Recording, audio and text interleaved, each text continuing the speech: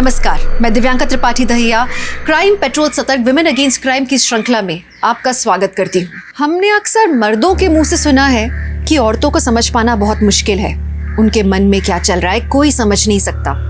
औरत एक पहेली की तरह है जिसे सुलझा पाना एक विद्वान का ही काम हो सकता है, लेकिन एक औरत को समझना इतना भी मुश्किल नहीं।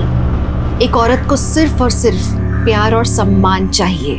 आज की कहानी भी एक ऐसी औरत की कहानी है जिसकी पूरी जिंदगी बहुत बड़ी लड़ाई थी, सम्मान की लड़ाई। उसने औरत होने के हर रिश्ते को बखूबी जीने की कोशिश की, लेकिन उसे मौत के घाट उतार दिया गया और उसकी मौत के साथ उसकी जिंदगी से जुड़े अनेकों रहस्य उजागर होने वाले थे। अब ये केस पुलिस के लिए चुनौतियों से भरा हुआ था और ये औरत पुलिस के लिए एक सबसे बड़ी पहेली बनकर सामने आने वाली थी। अगर ये मुट्ठी बंद हो तो इसमें क्या है किसी को पता नहीं चलता।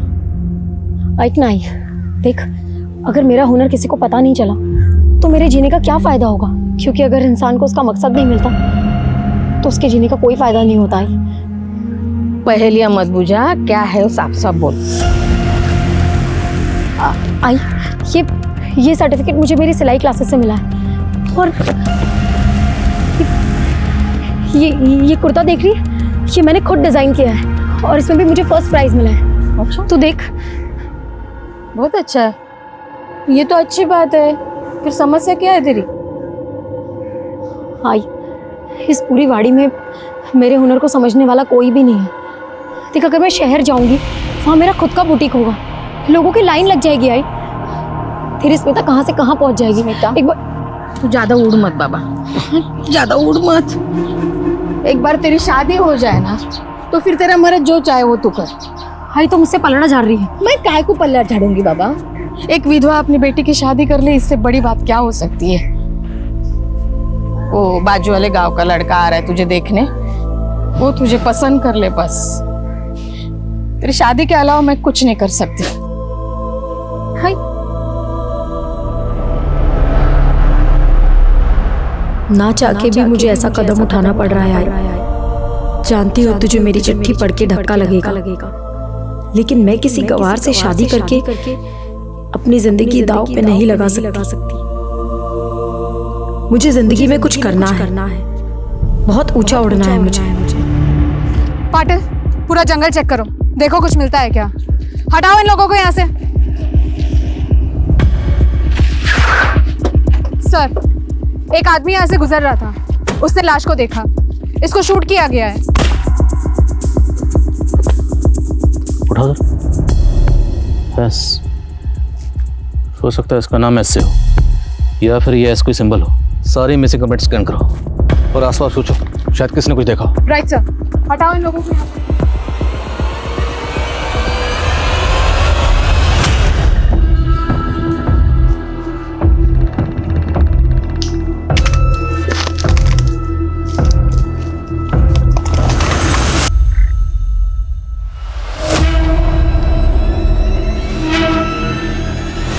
शिनाख्त कोई लीड? नो सर, इसकी कहीं कोई मिसिंग कंप्लेंट फाइल नहीं हुई है।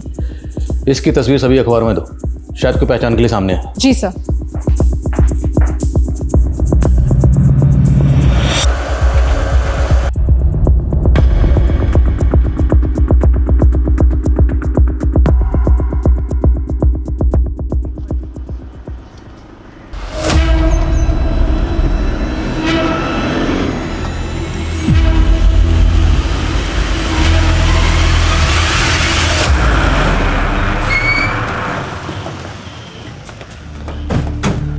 सर, मैं तो इस औरत को नहीं जानती हूँ, लेकिन 25 नवंबर को मेरी गोद भराई की रस्म थी, तब ये औरत अचानक से यहाँ पे आ गई थी।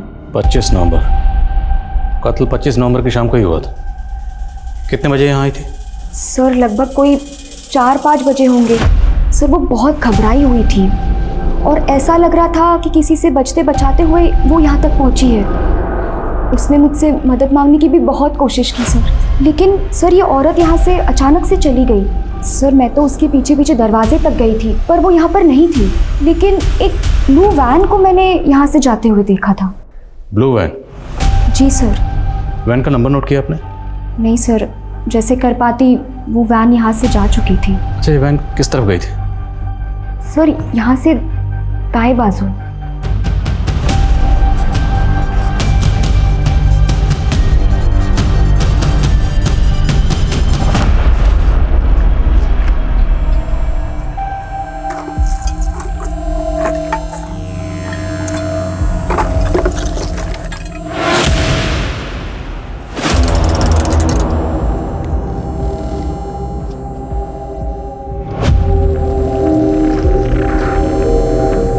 खाने को देगा हैं?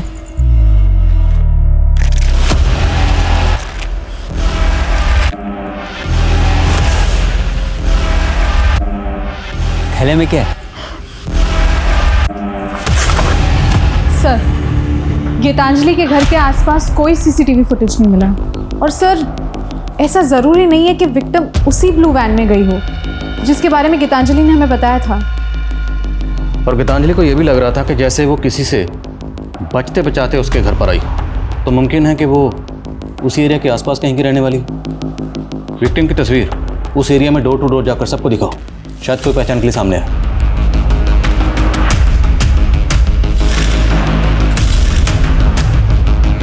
इसका नाम तो स्मिता है, हमारे यहाँ काम करती थी। करीब 1 हफ्ता से काम पे नहीं आ रही थी। अभी आपसे पता चला कि उसका मर्डर हो गया है। ये स्मिता रहती कहाँ थी? मैडम एड्रेस तो नहीं मालूम, लेकिन मोती नगर के ठाकुर चाल वाली गली में कहीं रहती थी। कब से काम कर रही है यहाँ पे? 1.5 महीने पहले आई थी काम ढूंढते हुए। ये मेरा सर्टिफिकेट है, मैंने सिलाई का पूरा कोर्स किया हुआ है, मुझे सिलाई बुनाई कढ़ाई सब कुछ आता है। स्मिता का मोबाइल नंबर दो। उसने मोबाइल नंबर नहीं दिया था, कह रही थी कि मोबाइल खो गया। पाटिल, मोती नगर और ठाकुर चौल में पता करो ये स्मिता रहती कहाँ थी। उसकी किसी के साथ दुश्मनी? इतना तो नहीं पता, लेकिन एक दिन जब मैं दुकान आया तो वो एक आदमी से झगड़ रही थी। तुम्हारी दिक्कत क्या है? तुम्हें समझ में नहीं आता क्या? मैंने कहा था ना मेरा तुमसे कोई वास्ता नहीं है। आज के बाद ना तो मेरे घर पे आना और ना यहाँ आना। चलो निकलो यहाँ से। स्मिता, क्या हुआ? कौन था ये? स्मिता ने उस आदमी के बारे में मुझे कुछ नहीं बताया। वो आदमी दिखता कैसा है बता सकते हो? 40-45 साल का उम्र था उसका।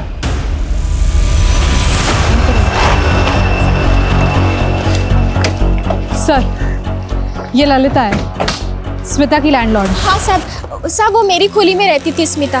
साहब, मैंने उसे खोली भाड़े पर दी थी। बहुत अच्छी औरत थी साहब। यहाँ कब से रह रही थी? यही कोई लगभग 1 साल से। फैमिली के साथ? पति? साहब, पति तो था, लेकिन वो यहाँ नहीं रहता था, बाहर काम करता था। पति का नाम क्या है? वो मेरे को नहीं मालूम, वो इधर को कम ही आता था।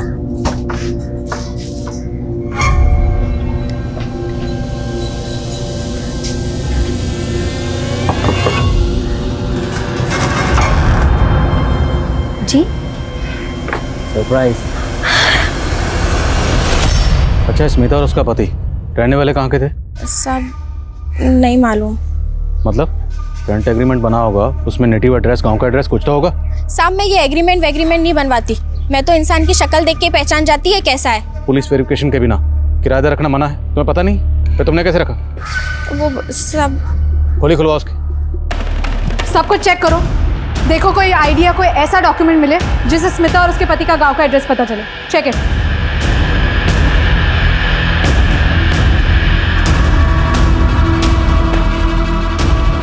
सर, सब कुछ चेक किया, कहीं कुछ नहीं मिला। न स्मिता का कोई आईडी, न स्मिता के पति से रिलेटेड कोई भी चीज़। सर, कहीं ऐसा तो नहीं कि स्मिता का आईडी भी कहीं गायब करवा दिया गया हो? प्रोसेस से पता करो स्मिता किस किस से मिलती थी और उसकी खोली में कौन कौन आता जाता था।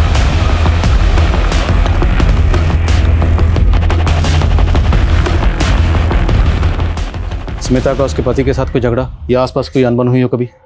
नहीं साहब, स्मिता तो अपने पति से बहुत प्यार करती थी, उसका किसी के साथ भी कोई एक मिनट साहब, याद आया, जन्माष्टमी वाले रात 2 लड़के लोग आए थे, स्मिता के साथ बहुत राड़ा करके गए।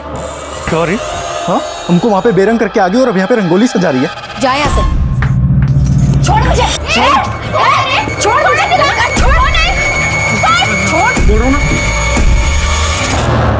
अब निकलेगा यहाँ से या मार खा के जाएगा? जा रहा हूँ। दर्जी की दुकान पर एक 40-45 साल का आदमी स्मिता से झगड़ा करके गया और दूसरा स्मिता का पति। वो कहाँ रहता है, क्या करता है, इसके बारे में किसी को कुछ पता नहीं। और तीसरा 20-22 साल के 2 जवान लड़के जो उस दिन स्मिता से झगड़ा करके गए।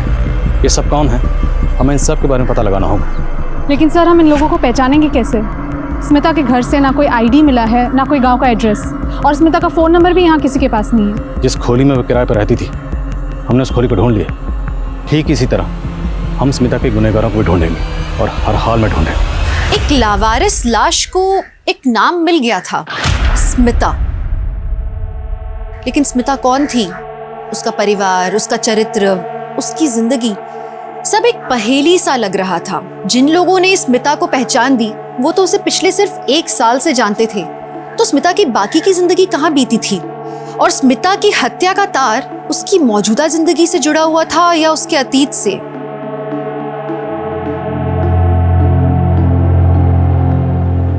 माँ का रिश्ता ठुकरा के मैं अपनी नई जिंदगी लिखने जा रही थी, लेकिन इस जिंदगी ने हर कदम पे मेरा अलग ही अंजाम लिख रखा था। सर, स्मिता के चौल में एक आदमी है जो जन्माष्टमी की रात अपनी फैमिली के साथ पिक्चर्स क्लिक कर रहा था। उन पिक्चर्स में ये 2 लोग कैप्चर हुए हैं जो स्मिता के साथ उस दिन झगड़ने गए थे। मैंने स्मिता की लैंडलॉर्ड ललिता से ये क्रॉस चेक किया है, ये वही 2 लोग हैं और इसी बाइक पे बैठ के वो वापस गए थे। आरटीओ से जरा पता लगाओ ये बाइक किसके नाम पर रजिस्टर्ड। हटिए हटिए, पीछे हटिए, पीछे आइए सर। ये देखिए, कचरा बीनने वाली की लाश मिली है सर। मराठे, एक कचरा बीनने वाले को भला इस तरह से कौन मार सकता है? एक काम करो, पूरे एरिया को अच्छे से छानबीन करो। सर,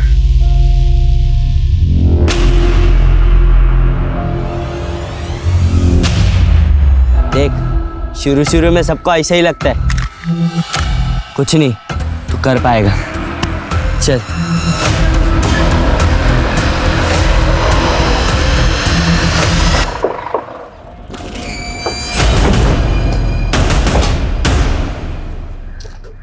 तो ही माई है? हाँ साहब, क्या बात है? स्मिता को जानता है? मर्डर हुआ है इसका। इसी से मिलने गया था ना तुम जन्माष्टमी की रात को झगड़ा करने? साहब वहाँ मैं कोई झगड़ा करने नहीं गया था, मैं तो अपने 2 जोगी के साथ ऐसे ही चला गया था। कौन जोगी? साहब वो स्मिता जोगी की बीवी थी। हाँ साहब, स्मिता मेरी बीवी थी, लेकिन वो मुझे धोखा दे रही थी साहब।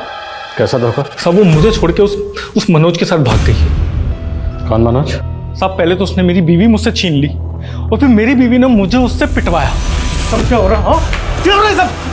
मुझे पिटवाने के बाद वो दोनों वहां से भाग गए। स्मिता उसके बाद कभी नहीं लौटी। जन्माष्टमी की रात को इसके साथ धमकाने गया था ना स्मिता को तो? साहब मैं गया था, लेकिन मैंने उसको मारा नहीं साहब। साहब मैं आपको सच बता रहा हूँ, आप मनोज को पकड़ लो साहब। साहब वो सब बताएगा कि उसने स्मिता के साथ क्या क्या किया। कहाँ रहता है मनोज? साहब वो बोरीवली में।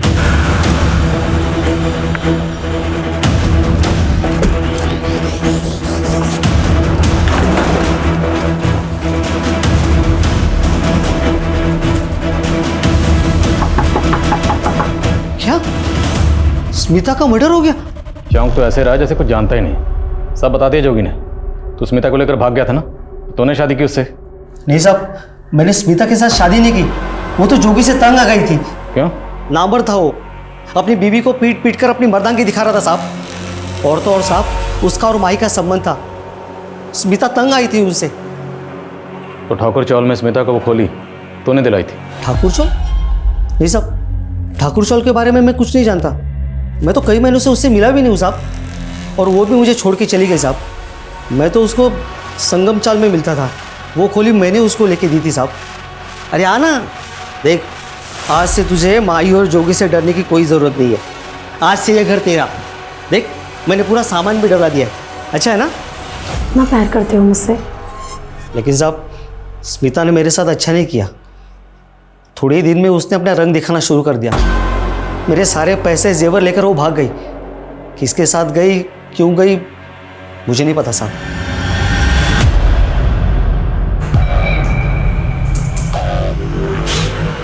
मराठे, पता करो ये बच्चा कौन है जिसके हाथ में गन थी। सर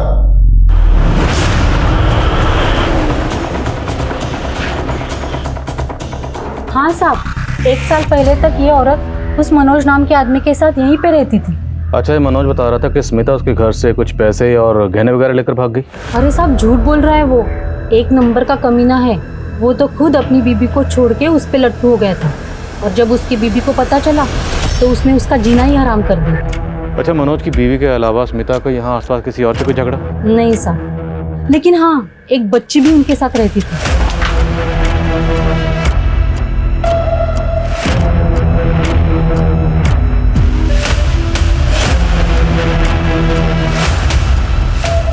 बच्ची?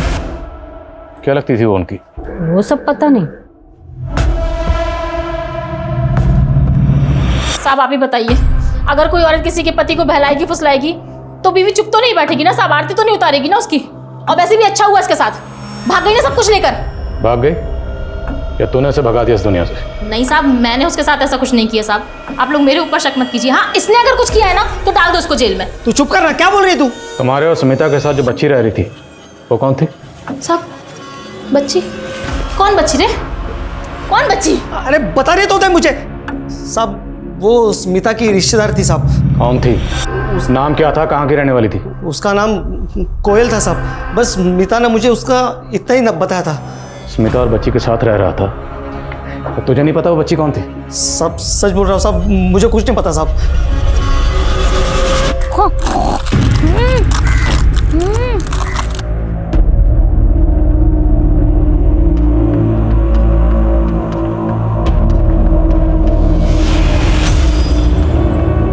वाह कितना अच्छा, मेरे लिए। Thank you. कोयल, क्या कर रही हो? सर एक इन्फॉर्मेशन मिली है। मनोज का ये बयान सही है कि जोगी एक गे है और माही उसका सेक्स पार्टनर था। Excuse me sir. और सर स्मिता जोगी से शादी करने से पहले जोगी के पिता की फैक्ट्री में मजदूरी किया करती थी। स्मिता जोगी के फादर की फैक्ट्री में मजदूरी करती थी? जोगी के फादर को बोलो। सर, एक इन्फॉर्मेशन मिली है। जिस एरिया में स्मिता की लाश मिली थी वहाँ से करीब 15 किलोमीटर दूर एक लावारिस वैन मिली है जिसका कलर ब्लू है। सर ये औरत यहाँ से अचानक से चली गई। सर मैं तो उसके पीछे पीछे दरवाजे तक गई थी पर वो यहाँ पर नहीं थी, लेकिन ब्लू वैन को मैंने यहाँ से जाते हुए देखा था।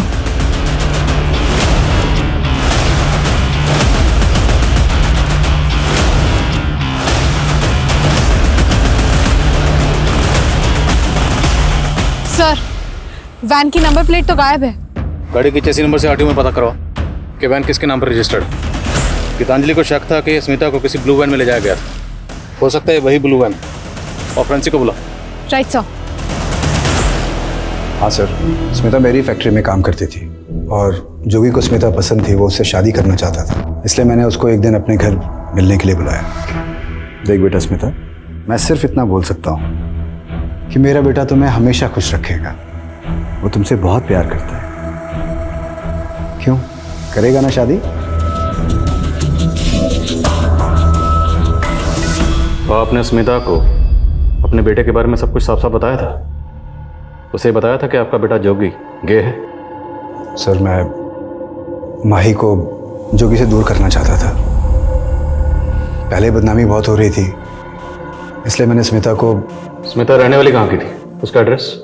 सर स्मिता हमारे फैक्ट्री की मजदूर थी और कभी उसने कोई पेपर हमें दिए नहीं और मैंने भी उससे नहीं मांगा, और फिर बाद में उसने मेरे बेटे को छोड़ भी दिया था। स्मिता ने आपके बेटे को छोड़ा इसलिए तो दर्जी की दुकान पर आप उससे झगड़ा करने गए थे?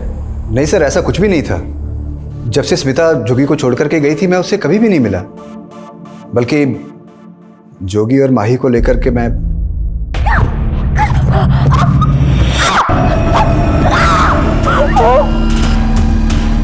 जोगी, क्या चल रहा है ये सब? सही किया स्मिता ने जो यहां से भाग गई। लेकिन अब उसका मर्डर हो गया और आप अच्छी तरह से जानते हैं कि मर्डर इन दोनों ने किया। नहीं सर, ऐसा कुछ भी नहीं है। लेकिन एक बात है सर, स्मिता का अतीत भी एक रहस्य था। उसने मुझे कभी अपने बारे में कुछ भी नहीं बताया था, लेकिन मैं जानता हूं कि उसका जमीन जायदाद को लेकर के किसी से झगड़ा चल रहा था।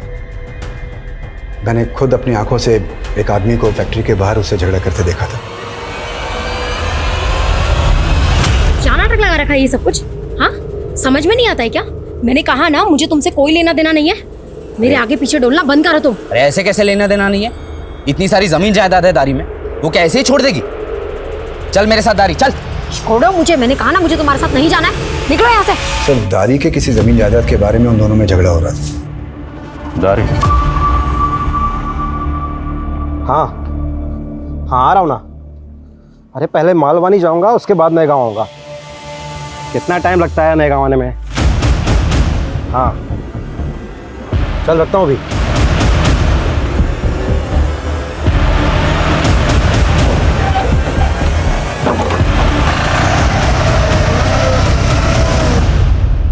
बोलो, क्यों मारा स्मिता को? सर हमने कुछ नहीं किया। तुम लोगों ने क्या किया और क्यों किया मुझे मालूम है। तुम दोनों का आपस में लफड़ा है। स्मिता पति कबाब में हड्डी, इसलिए उसे मारा ना? नफरत करता था स्मिता से मैं, नफरत।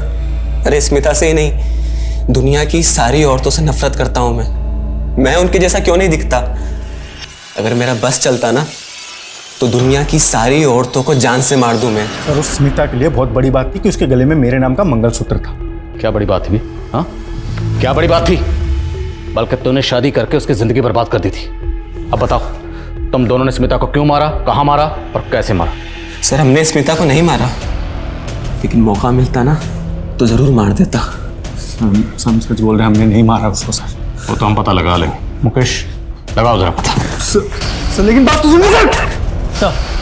सर मैंने पता किया है, दारी नाम की जगह नासिक डिस्ट्रिक्ट में।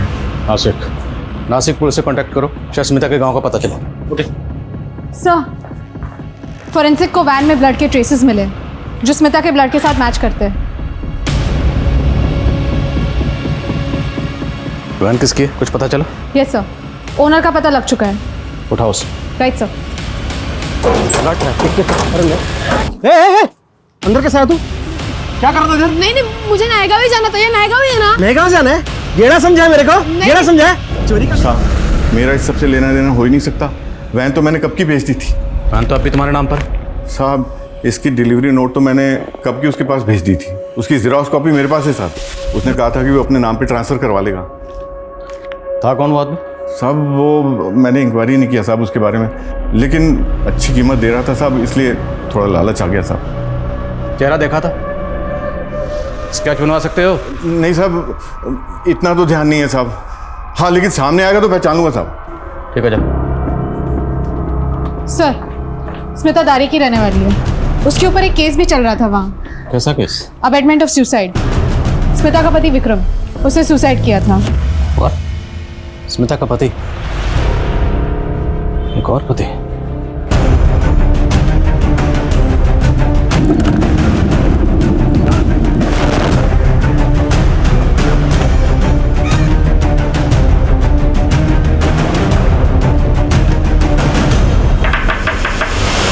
मैंने अपने बेटे विक्रम की शादी स्मिता से की थी, लेकिन उसने तो मेरे भोले भाले बच्चे की जान ही ले ली। मतलब? साहब, मेरा बेटा विक्रम दिमाग से बच्चा था। 10 साल पहले स्मिता की आई मामा मामी को लेकर उसका रिश्ता लेकर आई, लेकिन उसके पहले ही मैंने अपने बेटे के बारे में उनको साफ बता दिया था। और फिर स्मिता को बड़ा घर चाहिए था, शहर जाना था, और मैंने सोचा शादी के बाद हम सब चले जाएंगे शहर में। लेकिन शादी के कुछ समय बाद स्मिता ने रंग बदलना शुरू कर दिया। नहीं, मुझे खाना नहीं खाना। नहीं, तुम मेरे साथ रहोगे। नहीं नहीं नहीं नहीं नहीं नहीं, सुनो, तुम मेरी पत्नी हो ना? हाँ। तुम मेरी पत्नी हो तो मैं गाना गाऊंगा और तुम डांस करोगी। पहले खाना खाएंगे, उसके बाद नहीं नहीं नहीं, पहले अब खाना नहीं खाएंगे, पहले तुम डांस करो। कोई ऐसा बर्ताव करता है अपने पति के साथ? मेरा बेटा तो उससे बेहद प्यार करता था, लेकिन उसने तो विक्रम को मजबूर कर दिया और 1 साल में ही उसने खुदकुशी कर ली। उसके बाद आपने स्मिता पर अबेटमेंट ऑफ सुसाइड का केस करके उसे घर से निकाल दिया। और क्या करती साहब, उस हत्यारन को सर पे बिठाती, धक्के मार के मैंने उसे घर से निकाल दिया। चल जा, निकल जा, मेरे घर से बड़ी आई है, चल निकल जा। हाँ? आई मेरी बात, आई निकल। नहीं, आई मेरी बात सुनो, आई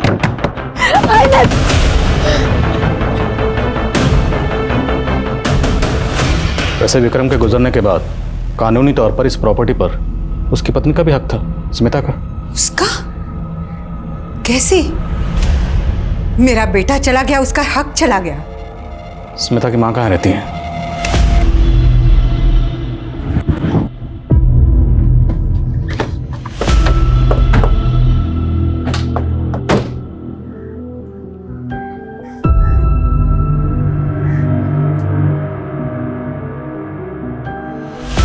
क्या हुआ? आप स्मिता को जानती हैं? हाँ, बेटी है मेरी। क्या क्या हुआ? देखिए आप, अच्छा क्या नाम है आपका? कोयल। आप अंदर खेलोगे, हम बात कर लें?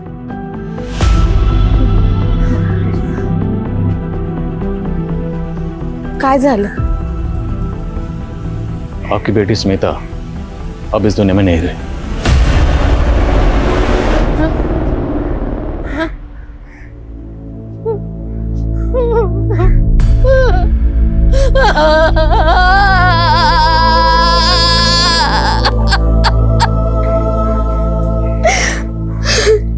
पता नहीं मेरी स्मिता को किसकी नजर लग गई साहब। उसका एक ही सपना था साहब, शहर जाओ, बहुत नाम कमाओ, पैसा कमाओ।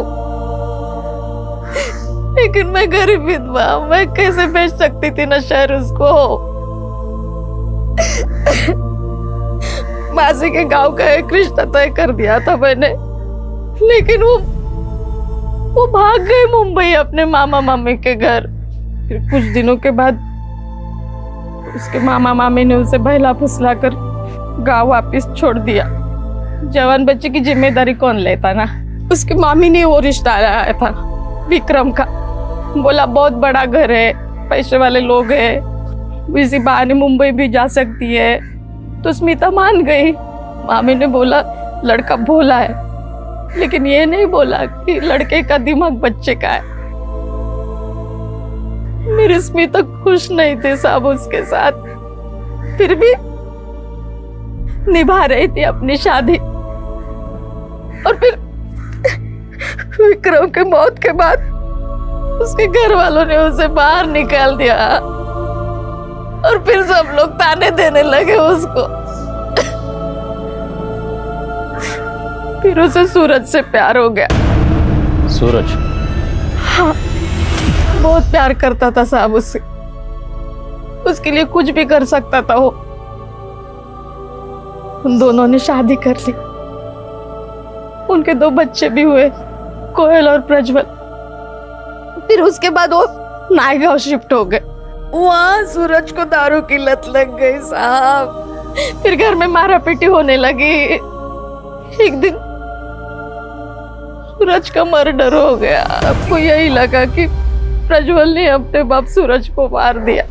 प्रज्वल मतलब स्मिता और सूरज का बेटा? हाँ। फिर उसे वो सुधार गृह भेज दिया गया। फिर स्मिता कोयल को लेकर मुंबई चली गई साहब।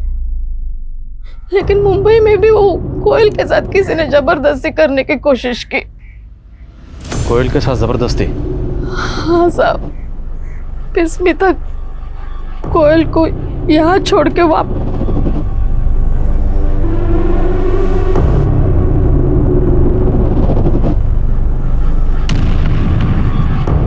कोयल, जब आप मुंबई में अपनी माँ के साथ रह रही थी तो इस आदमी के साथ रह रही थी, और इसी आदमी ने आपके साथ? मनोज? मम्मा ये अंकल गंदे हैं। स्मिता वो निकल यहाँ से, निकल जाए यहाँ से। जुवेनाइल होम से पता करो हम प्रज्वल से कब मिल सकते हैं। अरे मनोज उठाओ से। Yes sir.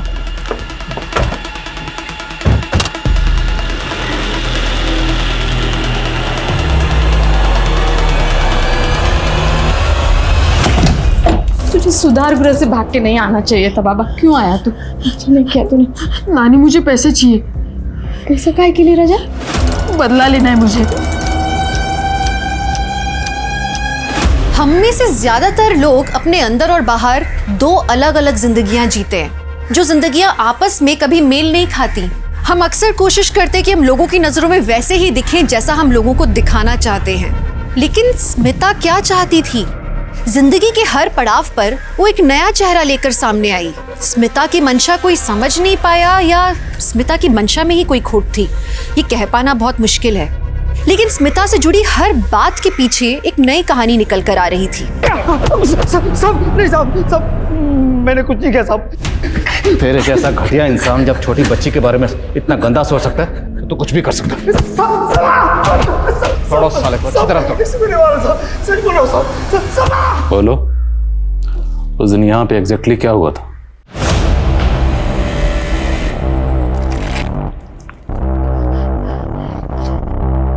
थैले में क्या है? मैं बता दूं।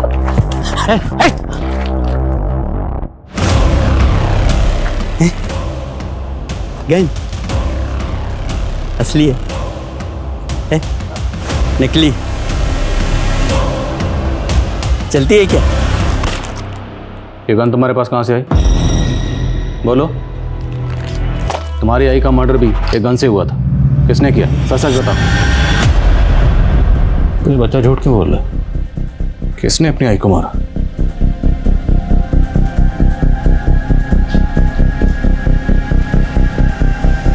प्रज्वल, आपने हमसे झूठ क्यों कहा कि आपने अपनी आई को मारा? देखो, हमने पता लगा लिया आपने अपनी आई को नहीं मारा, फिर भी हमसे झूठ क्यों बोला? किसी ने आपको डराया धमकाया? किसी ने मुझे नहीं डराया, पर आई के मौत का जिम्मेदार मैं ही हूं। अगर मैं उसके साथ होता तो वो जिंदा होती। पर आपने अपनी आई को नहीं मारा, राइट? नहीं। तो आपने अपने बाबा को क्यों मारा? बोलो, क्या हुआ था? हम सब बहुत खुश थे। आई, बाबा, मैं और कोयल। आई हम सबका अच्छे से ख्याल रखती थी, लेकिन फिर बाबा नशा करने लगे, आई पर गुस्सा करने लगे। आई बहुत रोती थी, पर कभी किसी को कुछ नहीं कहती थी।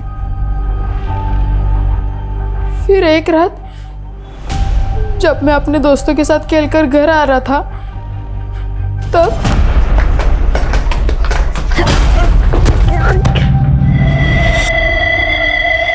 तो आपने पुलिस को बताया क्यों नहीं कि आपने अपने बाबा को नहीं मारा? मैंने बताया पुलिस को कि मैंने नहीं मारा है, फिर भी वो लोग मुझे ले गए। लेकिन उस आदमी के बारे में पुलिस को क्यों नहीं बताया? क्योंकि मैं उस आदमी का ढंग से चेहरा देख नहीं पाया। वो आदमी कौन है मुझे नहीं पता था तब।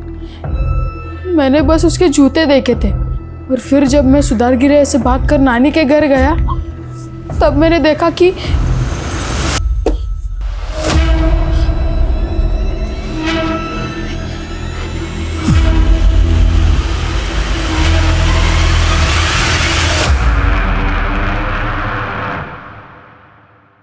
कौन था वो आदमी?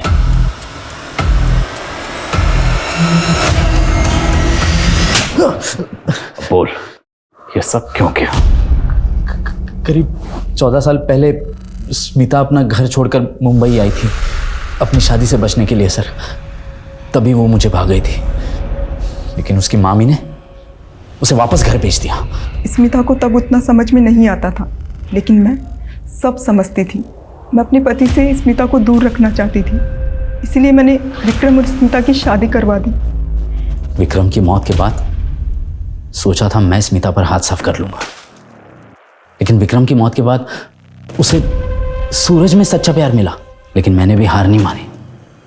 मैंने सूरज को नशे की लत लगा दी। एक दिन मुझसे रहा नहीं गया और मैं प्लानिंग करके सूरज के साथ, लेकिन फिर उसने उस जोगी से शादी कर ली। और जोगी ने उसे परेशान करना शुरू किया तो स्मिता ने मनोज में अपना साथी ढूंढ लिया। लेकिन जब मनोज ने उसकी बेटी पर बुरी नजर डाली तो मनोज को छोड़कर मोती नगर में रहने लगी। और तू सुधरा नहीं। इस दौरान तू लगातार उसे ढूंढता रहा। उसे ढूंढने के बाद तुमने उसे मार दिया। सर, मैं वहां गया जरूर था, लेकिन मैंने अकेले स्मिता को नहीं मारा। उसका एक आशिक भी है। मैंने स्मिता के मामा दिनेश को कुछ पैसे उधार दिए थे, लेकिन जब मैंने उससे पैसे मांगे उसने मना कर दिया। बोला कि लड़की देगा। फिर उसने दूर से मुझे स्मिता को दिखाया, बोला कि अकेली है, बेचारी है, किसी आदमी का साथ चाहिए उसे। मैंने स्मिता को पटाना शुरू कर दिया। वो मेरे प्यार में पड़ गई, लेकिन उसका मामा कमीना निकला। मुझे ब्लैकमेल करने लगा कि वो मेरे और स्मिता के रिश्ते के बारे में मेरी बीवी को सब कुछ बता देगा, और मुझसे पैसे मांगने लगा। और स्मिता को भी बोला कि मुझे ब्लैकमेल करे। लेकिन जब स्मिता को पता लगा कि मैंने उसे धोखा दिया है तो वो भी मेरा घर बर्बाद करने पर तुल गई। मैंने दिनेश को मुंह मांगी रकम दी और उससे बोला, लेकिन वो भागकर मेरे घर चली आई। ताई, हाँ वो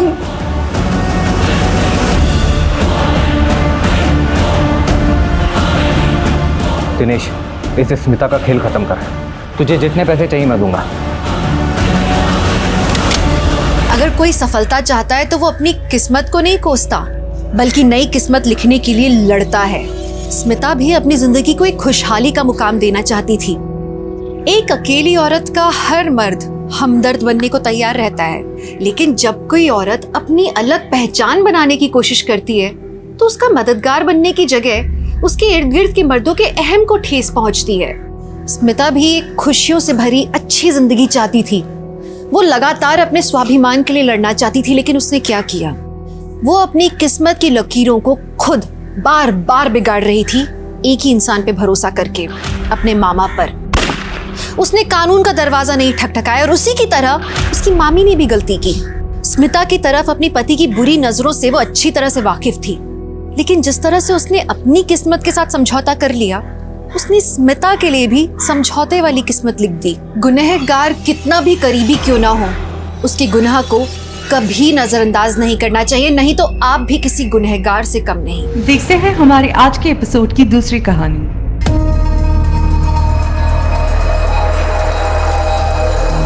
आ गई हीरोइन। पता नहीं कहाँ से आती है और कहाँ जाती है।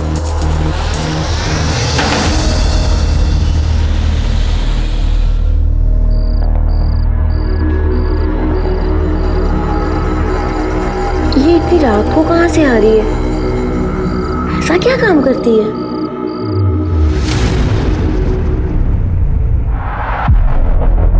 अरे आजकल दिखाई नहीं देती हो, कहाँ रहती हो? वो काम से थोड़ा बाहर गए थे।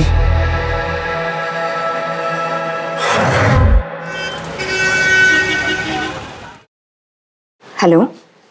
हाँ हाँ, हम समझ गए, आते हैं अभी। हाँ आते हैं। फरीदा, किसका फोन था? वो किराने वाले का था। बिरयानी का मसाला लाने बोले थे उसे, बोला आ गया है, हम बस लेकर आते हैं। ठीक है।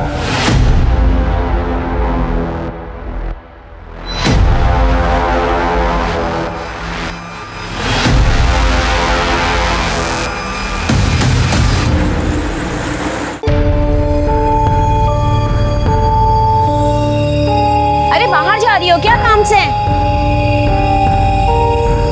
फिर सुनना, ये वही आदमी है ना जो उसको लेने और छोड़ने आता है? नवरा है क्या तिचा? अरे पति होता तो साथ में नहीं रहता क्या? पता नहीं क्या है, शहर से बाहर जाना तो एक बहाना है। का धंधा वंदा करती होगी।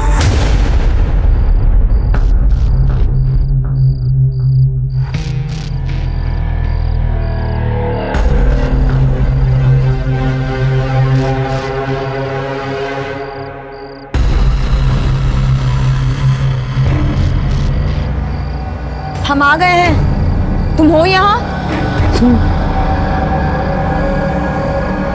ये लो, अपना ख्याल रखना। खुदा हाफिज।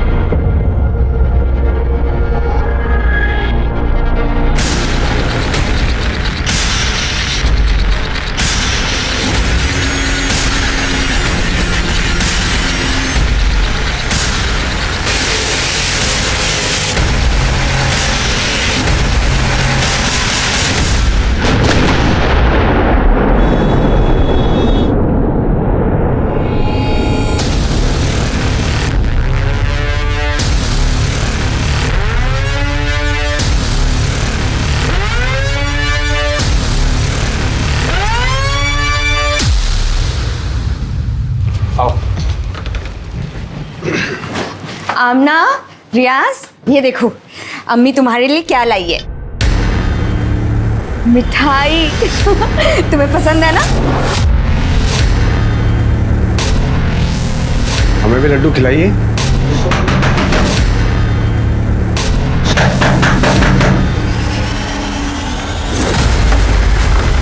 सर, फरीदा खातून। जी हाँ, मैं फरीदा। अरे सर क्या किया इन्होंने? सर आपको कोई गलतफहमी हुई है सर? किस जुर्म में आप गिरफ्तार कर रहे हैं सर? कल जो बॉम्ब ब्लास्ट हुए हैं उसमें ये प्राइम सस्पेक्ट है। हमारे पास पक्की खबर है कि फरीदा खातून टेररिस्ट एक्टिविटीज में इन्वॉल्व है। टेररिस्ट है ये। बिल्कुल गलत है। ऐसा मत रुकिए सर, देखिए हमारी बात सुनिए, ऐसा मत कीजिए सर। सुनना है कोर्ट में सुनेंगे। चलो, आप ऐसा नहीं कर सकते सर, ऐसा नहीं कर सकते।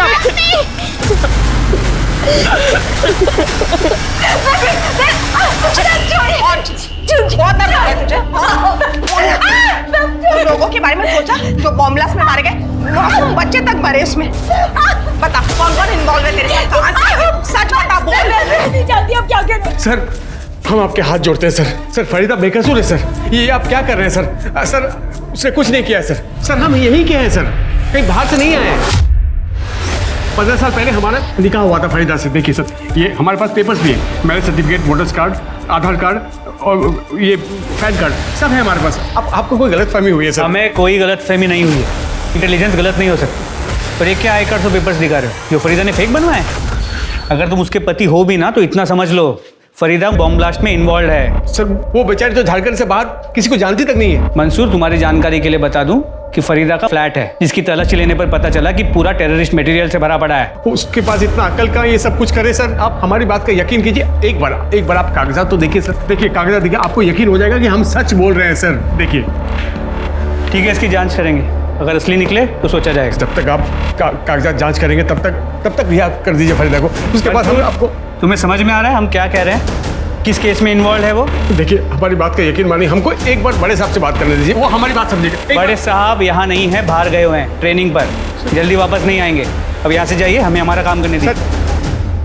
फरीदा खातून, फरीदा खातून, फरीदा खातून, फरीदा खातून को फांसी दो, फांसी दो, फांसी दो, देशद्रोहियों को फांसी दो, फांसी दो, फरीदा खातून को फांसी दो, फांसी दो, आतंकवादियों को फांसी दो, फांसी दो। हाँ सर, मंसूर भाई और फरीदा भाभी तो दोनों अच्छे लोग हैं। कितने साल से देख रहा हूँ, कभी किसी से झगड़ा तक नहीं किए। फरीदा बेचारी घर गृहस्थी संभालने वाली सीधी सादी औरत है। ये सब क्या तमाशा हो रहा है, कुछ समझ में नहीं आ रहा है। क्या बताएं क्या है। एक रात तो हम खुद उसको चुपके से दबे पांव बाहर जाते हुए देखे थे। कहाँ गई थी कुछ पता है? उस शहर के बाहर गोल मैदान है ना, उस रात को फरीदा को हमारे पति ने मैदान के पीछे जाते हुए देखा था। गोल मैदान क्यों गई थी बता? बोल। ये लो। ऐसे चली? मतलब तू गई, अभी मुझे जवाब देने के बजाय मुझसे सवाल पूछ रही। क्यों? बता देंगे तो उसको बॉम्ब से उड़ा देगी तू? हाँ? इस फरीदा खातून की पूरी details, call records, mobile location सब निकालो। फरीदा खातून की उसी ओरिजिनल आधार कार्ड की कॉपी जो सिर्फ फरीदा खातून के पास हो सकती है, मीरा रोड के उस घर में मिली, जिसके बिना पे उसे बॉम्ब ब्लास्ट केस में आरोपी बनाया गया है, टेररिस्ट एक्टिविटी में इन्वॉल्व पाया गया। आधार कार्ड की फोटोकॉपी मिलना कोई बड़ी बात नहीं है इंस्पेक्टर, और आप ये भी अच्छी तरह से जानते हैं कि इंटरनेट का कितना मिसयूज हो रहा है आजकल। ये ज़रूर हो सकता है कि किसी ने फरीदा का आधार कार्ड चुराया। आपके पास ऐसा कोई ठोस सबूत नहीं है जिससे आप ये साबित कर सकें कि फरीदा कैसे और कब गई? क्या किसी ने उसको देखा वहाँ पर? बट मेरे क्लाइंट के पास मजबूत सबूत है जिससे साबित हो जाएगी कि वो बेगुनाह है। आज शाम तक आपको बेल के पेपर्स मिल जाएंगे। ये देशद्रोही खाते यहाँ का है लेकिन गाते कहीं और का है। लेकिन अब ऐसा नहीं चलेगा, हम इन्हें इनकी सही जगह पर पहुंचा के रहेंगे। अब हम इन्हें अपनी मातृभूमि में और आतंक नहीं मचाने देंगे। क्यों भाइयों? फरीदा खातून, फरीदा खातून, फरीदा खातून,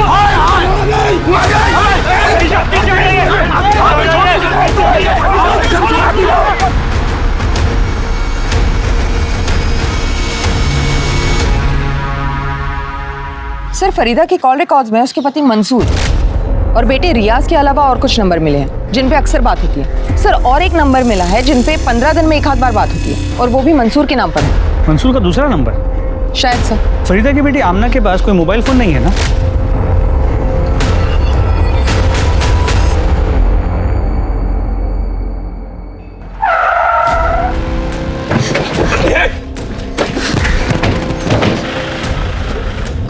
कौन हो आप लोग?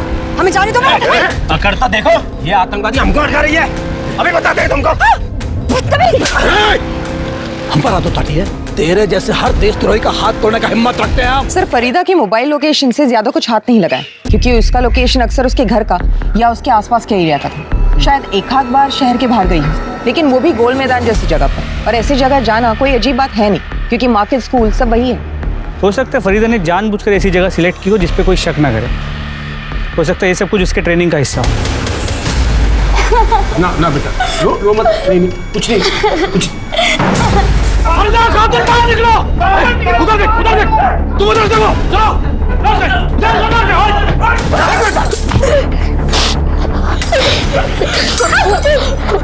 गद्दारों को बाहर निकालो, गद्दारों।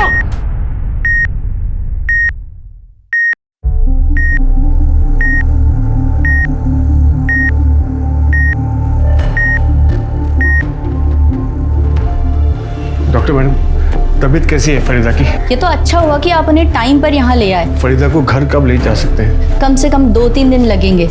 एक बार रिकवर हो जाए फिर आप इन्हें ले जा सकते हैं। डॉक्टर साहब, फरीदा खत्म कैसे? खुदा के वास्ते आप झूठी हमदर्दी दिखाना बंद कीजिए सब। आप ही लोगों के झूठे इल्जाम की वजह से हमारा परिवार इस हाल में है। आपको तो ये देख के तकलीफ हो रही होगी कि फरीदा बच कैसे गई, है ना? मंसूर जी, हमारी आपसे कोई निजी दुश्मनी नहीं है। हम सिर्फ अपना काम कर रहे हैं और आपकी हिफाजत भी हमारा काम है। इसलिए आज के बाद से 2 कांस्टेबल हमेशा आपके घर के बाहर रहेंगे, ताकि आज जो हुआ है वापस ना हो। वाह साहब वाह, पहले वो भूखे भेड़ियों के सामने हमें फेंक दिया और अब बचाने का नाटक कर रहे हैं। नहीं चाहिए सर, हमें आपकी कोई हमदर्दी नहीं चाहिए। हमारा अल्लाह हमारे साथ है, वो सब देख रहे हैं, और सबको देख रहा है साहब, वो इंसाफ करेगा। समझ गए आप?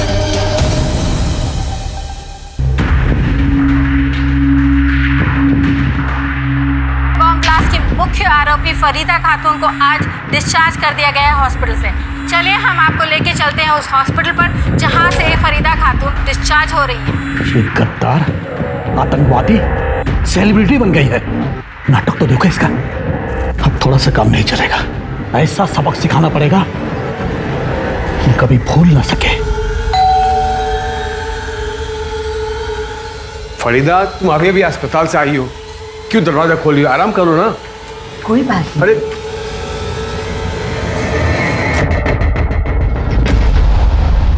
नहीं, हमें आज रात ही मिलना होगा।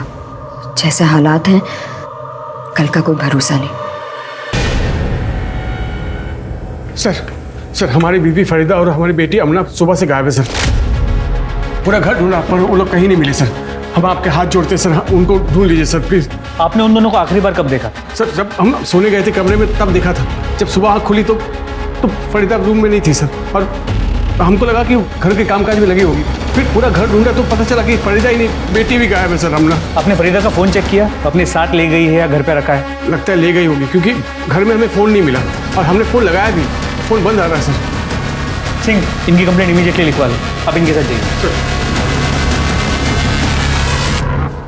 सर कहीं ऐसा तो नहीं कि बेइज्जती और बदनामी की वजह से वो घर छोड़ के चली गई हो, या फिर उसने आत्महत्या कर ली हो?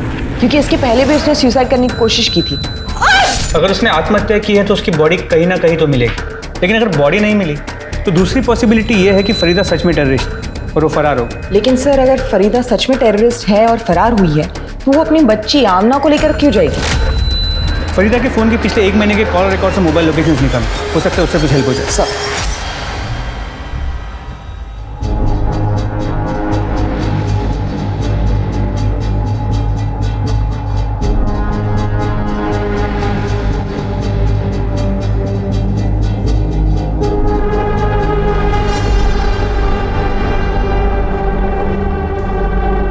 सर, ना तो फरीदा और आमना को किसी ने देखा है और ना ही दोनों के डिस्क्रिप्शन जैसे डेड बॉडी किसी को मिली है।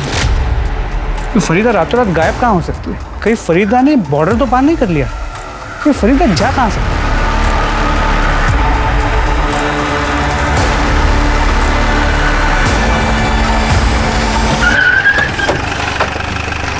Welcome back sir. ट्रेनिंग कैसी रही? ट्रेनिंग के बारे में बाद में बात करेंगे, पहले फरीदा खातून का क्या केस है वो बताओ। सर, जिस दिन से फरीदा और आमना गायब हुए हैं उस दिन से हम फरीदा का फ़ोन ट्रैक कर रहे हैं। सभी जगह तलाशी भी ली, लेकिन कोई लीड नहीं मिली। सर, फरीदा के मोबाइल लोकेशन के अकॉर्डिंग उसकी लास्ट लोकेशन शहर के बाहर ओल्ड माइंस की दिख रही है।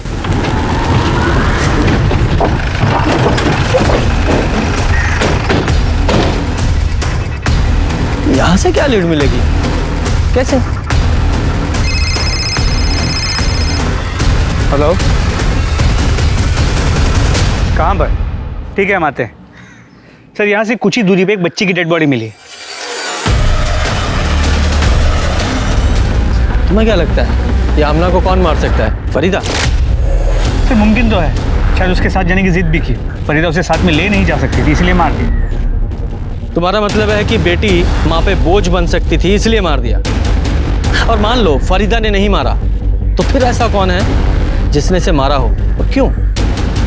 सर, आसपास का पूरा एरिया चेक किया पर मर्डर वेपन नहीं मिला। सर, देखने में तो रेप या सेक्सुअल असॉल्ट जैसे कुछ लग नहीं रहा है, लेकिन पेट में चाकू से कई वार किए गए, शायद उसकी वजह से उसकी मौत हुई। बाकी पूरी बॉडी पर कोई निशान नहीं है। सर, आमना के हाथों के नाखून में स्किन जमा हुआ। इसका मतलब आमना ने खुद को बचाने के लिए कातिल पे अटैक किया होगा और उसी कोशिश में उसके हाथ के नाखूनों में उसकी स्किन फंस गई। काम करो, ये जो आमना के नाखूनों में स्किन है, इसे डीएनए टेस्ट के लिए भेजो और इसकी फैमिली को बुलाओ, आइडेंटिफाई कराओ और पोस्टमार्टम के लिए भेजो। सब आमना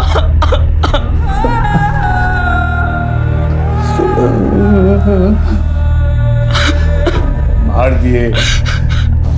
दिए हमारी बच्ची को। फरीदा को भी मार दिए होंगे ये लोग। नकली देशभक्त बने फिरते हैं, दूसरों की बहन बेटी की इज्जत उछालना, को जान से मार देना अपना हक मानते हैं। झूठी देशभक्ति के नाम पर मासूम लोगों पर जुल्म करते, मार दिए बच्ची को। साहब, ये सूर्य कुमार उसका आदमी लोग सब हमारी बच्ची हमने फरीदा रियाज हम सबको सरेआम वजियत किया सिर्फ देशभक्ति के नाम पे। ये जो कुछ भी बोल रहा है सच बोल रहा है? ये सब कुछ हुआ है इसकी फैमिली के साथ, वो भी देशभक्ति के नाम पर? जी सर, एक्चुअली सूर्य कुमार नाम के एक लोकल आदमी और उसके लोगों ने इसकी पूरी फैमिली को बहुत तकलीफ दी है। अरे कौन है सूर्य कुमार, और तुमने उसके अगेंस्ट कोई एक्शन क्यों नहीं लिया? इस सूर्य कुमार को उठाओ, आज ही इसका सूर्यास्त करते हैं। देखिए, हम अपना पर्सनल स्वार्थ के लिए कुछ नहीं किए, हम जो भी किए देश के लिए किए। अपनी गिरी हुई हरकतों और सड़ी हुई सोच को देशभक्ति के नाम पे मत छुपा। कानून हाथ में लेता है अपने, है कौन तू? कौन है? हे दरोगा, देखो हम बोल दे रहे हैं, हम पर हाथ मत उठाना वरना। उठाया हाथ, अभी लात भी चलेंगी और डंडे भी। क्या करेगा तू? क्या करेगा? क्यों मुंह काला करेगा उस बच्ची की तरह? देखिए, विश्वास कीजिए हमारा, हम बाकी सब जो बोले माने वो सब सही है, लेकिन हम किसी का मर्डर नहीं किए हैं। नहीं मारा तुमने। शर्मा, इसकी सारी डिटेल्स मुझे चाहिए, इसके कॉल रिकॉर्ड, इसकी मोबाइल लोकेशन, छोटी से छोटी हर चीज। पहले ही केस में इतनी कॉम्प्लिकेशंस हैं और बढ़ती जा रही हैं, समझ में नहीं आ रहा है। इसे सॉल्व करने के लिए इसे शुरू से देखते हैं। बम ब्लास्ट में फरीदा खातून इन्वॉल्व थी, ये इन्फॉर्मेशन कहाँ से मिली?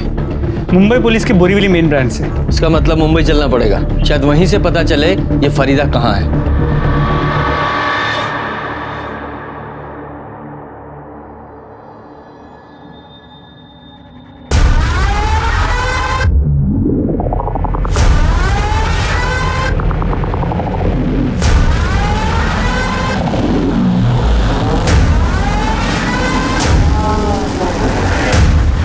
बॉम्ब ब्लास्ट 10 तारीख को शाम को 4 बजे हुआ। उसी रात एक गुमनाम आदमी ने हमारे कंट्रोल रूम को फोन करके ये बताया कि मीरा रोड के गणेश नगर में एक औरत रहती है जो इस बॉम्ब ब्लास्ट में इन्वॉल्व है। हम फौरन वहां पहुंचे, देखा तो दरवाजा बंद था। दरवाजा तोड़कर जब हम अंदर पहुंचे तो देखा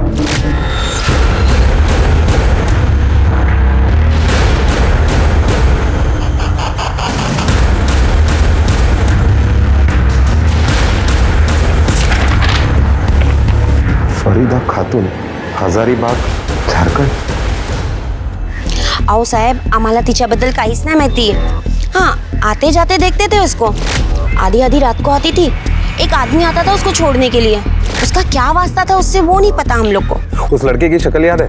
वो क्या है ना, कभी टोपी चश्मा हेलमेट लगाता था ना, तो कभी उसका चेहरा नहीं देखा। वो औरत है ना, यहाँ भाड़े पे रहती थी और किसी से वास्ता नहीं रखती थी। जी हाँ सर, फरीदा खातून मेरे ही घर में रेंट पे रहती थी। वैसे कभी मैंने उसका चेहरा देखा नहीं, क्योंकि उसका चेहरा हमेशा ढका हुआ रहता था। उसके साथ जो रेंट का एग्रीमेंट किया था, उसका रजिस्ट्रेशन करवाया था आपने? जी हाँ सर, मैं चालू काम तो कभी करता ही नहीं। ये उस औरत की रेंटल एग्रीमेंट की कॉपी है, इसमें उसका चेहरा साफ साफ दिखाई दे रहा है। इन्हीं सब इंफॉर्मेशन के बेसिस पर हमने फरीदा खातून के नाम पर अलर्ट जारी करवाया, जिसे आप लोगों ने भी कंफर्म किया। हमें लगता है कि बॉम्ब ब्लास्ट करने के बाद वो तुरंत झारखंड भाग गई। देखिए सर, हम ये नहीं कहते कि आपकी इन्वेस्टिगेशन गलत है, लेकिन इससे सिर्फ इतना प्रूव होता है कि जिस औरत ने वो घर रेंट पे लिया था वो फरीदा खातून थी। लेकिन हमारी इन्वेस्टिगेशन में ये बात सामने आई है कि फरीदा कभी झारखंड के बाहर गई ही नहीं और फिलहाल गायब। गायब? कहाँ गई वो? IDs madam, IDs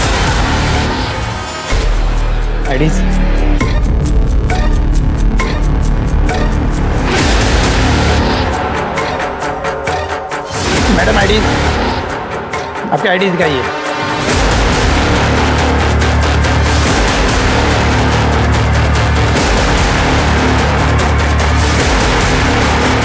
Farida Khatun, you are under arrest. Mumbai में तो कुछ नहीं मिला, अब फरीदा को यहीं तलाश करना पड़ेगा। जी सर। और सर, आमना की पोस्टमार्टम रिपोर्ट से ये पता चला है आमना की मौत 14 अक्टूबर की रात 12:30 से 3 बजे के बीच एक्सेसिव ब्लीडिंग की वजह से हुई। सर, ब्लीडिंग की वजह वो मल्टीपल स्टैबिंग के वुंड्स ही। जिस रात फरीदा और आमना गायब हुई उसी रात आमना का मर्डर हो गया। ये आमना के नाखूनों में फंसी जो स्किन थी उसकी डीएनए रिपोर्ट आई? सर, अब तक नहीं, लेकिन जल्दी आ जाएगी। ये आमना की तो डेड बॉडी मिल गई, लेकिन फरीदा कहाँ है ये नहीं मिल रही है। सर फरीदा पकड़ी गई है, टीवी पे लाइव दिखा रहे। जैसा कि आप मेरे पीछे देख सकते हैं, ये है फरीदा खातून, जिसे बॉम्ब ब्लास्ट में मास्टरमाइंड कहा जाता है। हमारे जाबाज पुलिस वाले और फौजियों ने उन्हें इंडियन बॉर्डर क्रॉस करने से पहले ही अरेस्ट कर लिया। हेलो, हाँ ठीक है, ले आइए। फरीदा खातून को यहाँ ला रहे हैं। याद दिला दे कि वही फरीदा खातून है जिसका हाथ ब्लास्ट में था। इसने कई मासूम लोगों की जान ली है। ये देशद्रोही है, आतंकवादी है, एक गद्दार औरत है जो भारत छोड़कर नेपाल जाने की फिराक में थी, लेकिन कामयाब नहीं हो पाई।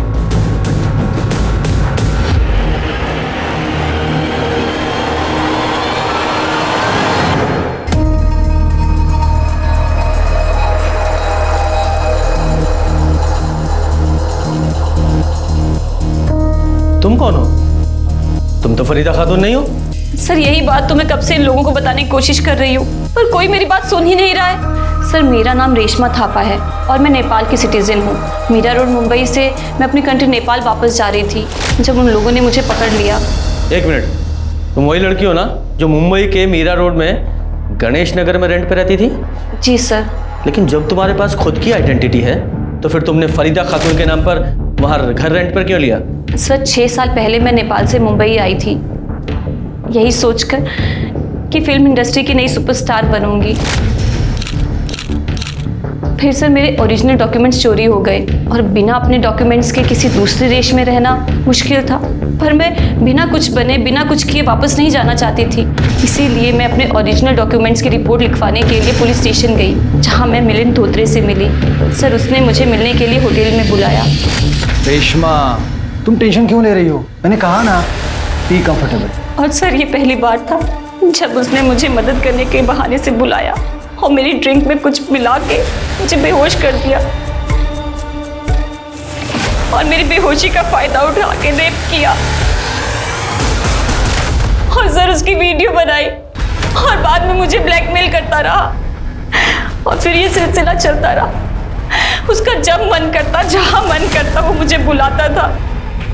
सर, उसी ने मुझे फरीदा खातून नाम की एक लेडी का आधार कार्ड दिया। उस पर फोटो मेरी लगी थी सर। उसी आधार कार्ड के बेस पे वो मुझे रेंट पे घर दिलाया करता था। सर, मुझे अपनी असली आइडेंटिटी छुपानी पड़ती थी, इसीलिए मैं हमेशा किसी से बातचीत नहीं करती थी। फिर सर 2 महीने पहले मुझे पता चला कि मैं प्रेग्नेंट हूँ। सर, मैंने बहुत कोशिश की उसे मनाने की मुझसे शादी कर ले, और सर मैंने उसे धमकाया भी कि अगर वो मुझसे शादी नहीं करेगा तो ये मैं साबित कर दूंगी कि ये बच्चा उसी का है। फिर से मैंने सोचा कि वो तो खुद एक पुलिस वाला है जो मेरी नकली आइडेंटिटी बना सकता है, तो वो कुछ भी कर सकता है।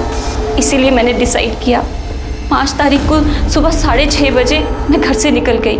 सर, हाईवे से मैंने पहली बस ली जो नासिक जा रही थी, फिर वहाँ से दूसरी, फिर तीसरी। सर, इन सब में मेरे सारे पैसे खर्च हो गए। फिर मैंने अपनी ज्वेलरी बेच दी। तो सर, मैंने डिसाइड कर लिया कि मैं नेपाल चली जाऊँगी। कम से कम वहाँ मेरी फैमिली तो है जो मुझे और मेरे बच्चे को देख सकती है। सर, मैं वहीं जा रही थी। जब उन लोगों ने मुझसे आईडी प्रूफ मांगा तो सर मैंने फरीदा खातून का आधार कार्ड दिखा दिया और सर उन लोगों ने मुझे डैडी समझ के पकड़ लिया। तुम्हें पता है जिस दिन तुम मुंबई से भागी थी, यानी कि 5 अक्टूबर को, उसी दिन बॉम्ब ब्लास्ट हुआ था? नहीं सर, मुझे इन सब के बारे में कुछ नहीं पता। अभी जो कुछ भी तुमने बताया है, अगर वो सच है तो मिलिंद धोत्रे अब तुम्हें कभी परेशान नहीं करेगा। सर, आपको गलत इंफॉर्मेशन मिली है, मैंने कुछ नहीं किया है। एक डीएनए रिपोर्ट ये साबित कर देगी कि रेशमा के पेट में जो बच्चा है ना वो तेरा है, और फिर तेरी सारी कहानी खत्म। बता सच्चाई क्या है? इसे नहीं मानेगा। सर, वो रेशमा सही बोल रही है। मैंने नशे की दवाई उसको शराब में मिला के पिलाई थी और उसके साथ वो, सर मैंने उसको फरीदा खातून के नाम से अलग अलग जगह पे भी रखा था। सब कुछ ठीक चल रहा था सर, फिर वो शादी की रट लगाने लगी। अभी मैं अपने बीवी बच्चों को कैसे छोड़ सकता हूँ सर? इतना वफादार है तू? आगे बोल। वो 5 तारीख को जो बॉम्ब ब्लास्ट हुआ था ना, तो मुझे आइडिया आया कि मैं रेशमा को उसमें फंसा दूंगा।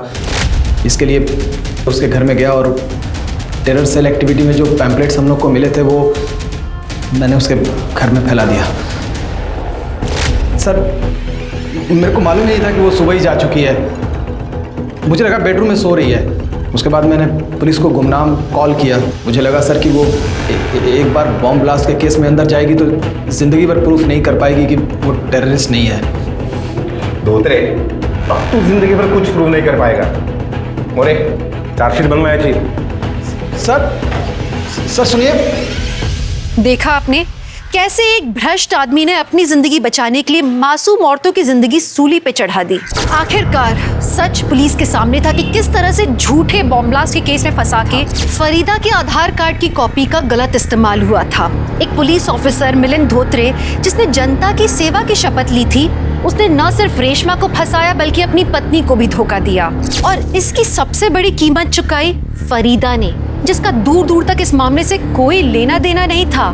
उसकी बेटी आमना की मौत का राज अब तक नहीं सुलझा था और उसका परिवार अब तक आतंक में जी रहा था। पर फरीदा थी कहाँ, वो क्यों और कहाँ गायब थी?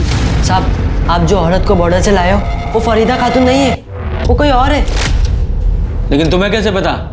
उसकी शक्ल तो हमने कहीं दिखाई नहीं है। क्योंकि फरीदा खातून पिछले 2 दिन से हमारे पास थी, हम उनको पहचानते हैं और पोस्टर भी देखे हमने। थी मतलब? अब कहाँ है? मालूम नहीं साहब, शहर के बाहर हमारा चाय का ठेला है। कुछ दिन पहले एक आदमी आया था, उसने कहा यहीं पास में खाना बनाकर दे सकते हो?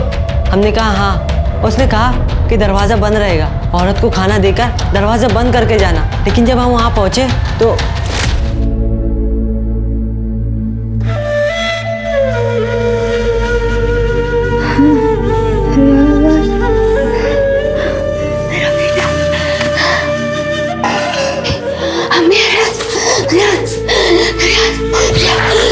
खाना रखा है, खा लेना।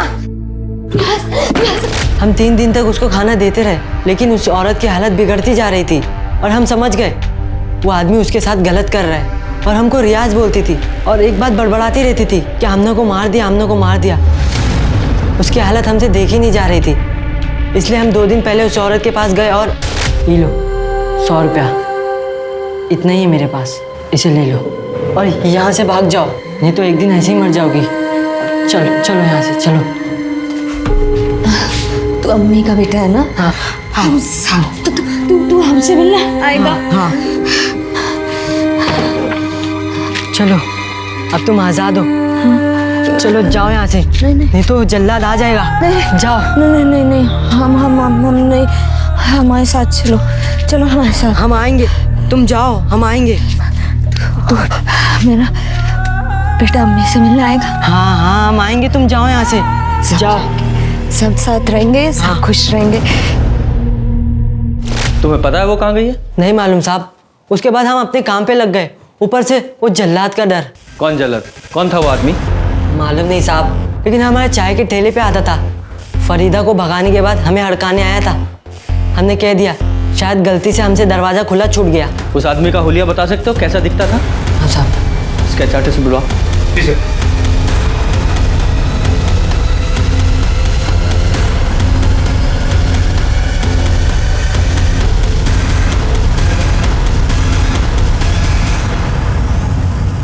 पक्का यही आदमी? हाँ साहब यही था, और माथे पे एक लाल टीका भी था। तेरा ही आदमी है ना ये? नाम क्या है इसका? कौन है ये? ये तो हम। अरे तेरे ई आ का टाइम नहीं है, नाम बोल। बलराज मिश्रा। बलराज मिश्रा है। कहाँ मिलेगा ये? फरीदा कहाँ है? कहाँ रखा है तूने उसे? वो तो भाग गई। कहाँ है, कहाँ गई, हमको कुछ नहीं पता। मतलब तू मान रहा है कि तूने उसे किडनैप किया था? कहाँ से किडनैप किया था तूने उसे? हैं? कहाँ रखा था? सर एक रात हम घर जा रहे थे तो हमने देखा कि सच के साथ झूठ मिला के बोल रहा है तू। आमना को क्यों मारा? क्यों मारा उसे? सर हम कसम खा कर है कि हमने कुछ नहीं किया। वो तो हमारे पहुंचने से पहले वो मर चुकी थी। हम तो खाली उस देशद्रोही गद्दार को अपने साथ ले गए थे। उसने बम ब्लास्ट और देश के साथ गद्दारी की थी, तो हम उसको सबक सिखाना चाह रहे थे। बस हम 10 दिन उसके साथ यही करते रहे। उसके बाद एक दिन भाग गई। शर्मा, इस पर फरीदा की किडनैपिंग और रेप का केस बनाओ और सूर्य कुमार को रिलीज कर दो।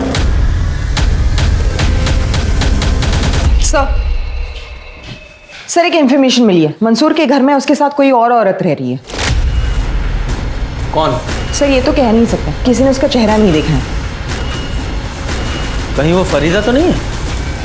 आप कैसी बात कर रहे हैं सर? फरीदा यहाँ वापस आती तो हम आपको इन्फॉर्म नहीं करते क्या? तो फिर ये मोहतरमा कौन है?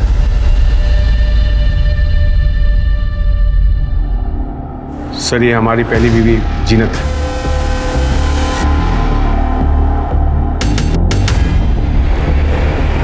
जीनत।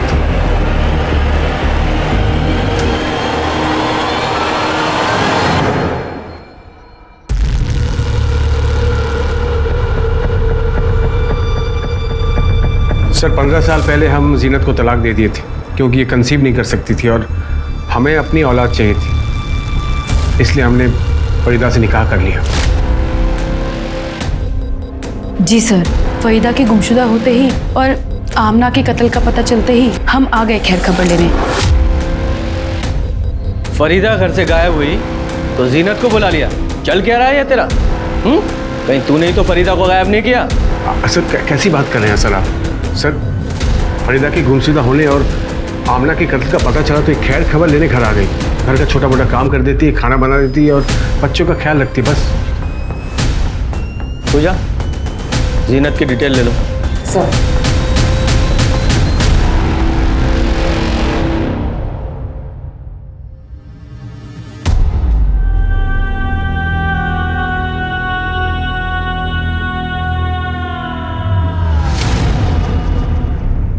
जहां एक तरफ पुलिस फरीदा की तलाश में दिन रात एक कर रही थी, वहीं फरीदा इंसाफ की सारी उम्मीदें छोड़कर मंदिर के बाहर भीख मांगकर पेट भर रही थी। वही फरीदा जिसका एक हंसता खेलता परिवार था, जिसके नाम का एक मक्कार आदमी ने अपने फायदे के लिए गलत इस्तेमाल किया, जिसने उस पे देशद्रोही का स्टैंप लगा दिया।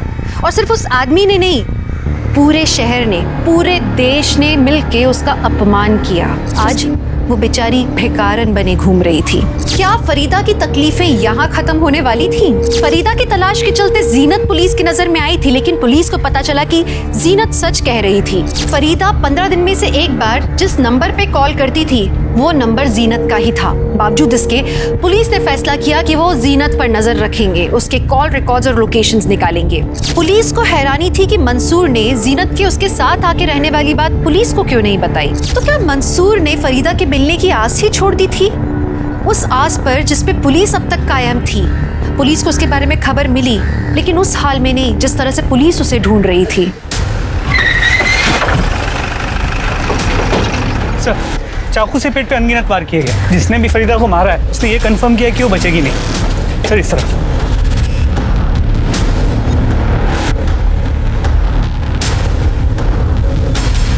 इसका मर्डर भी ठीक उसी तरह हुआ है जिस तरह से आमना का।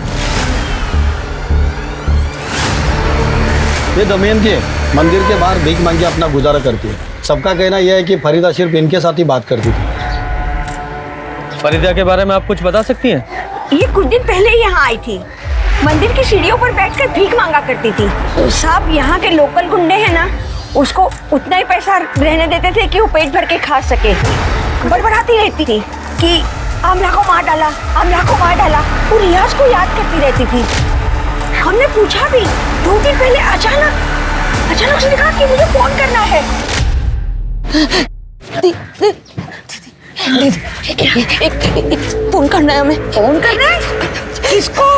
कोई है भी क्या तुम्हारा? कुछ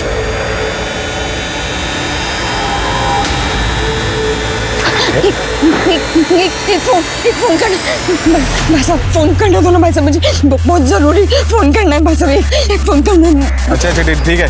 किसको फोन किया था उसने? मुझे तो पता नहीं। अच्छा, आप बता सकती हैं कौन था वो आदमी जिसके फोन से फरीदा ने कॉल किया था? नहीं, मैं तो नहीं जानती हूँ। साहब, फरीदा ने किसके फोन से कॉल किया था मुझे क्या पता। हजारों श्रद्धालु आते जाते रहते हैं यहाँ पे। शर्मा, मंसूर से बॉडी आइडेंटिफाई करा के पोस्टमार्टम के लिए भेजो। सर।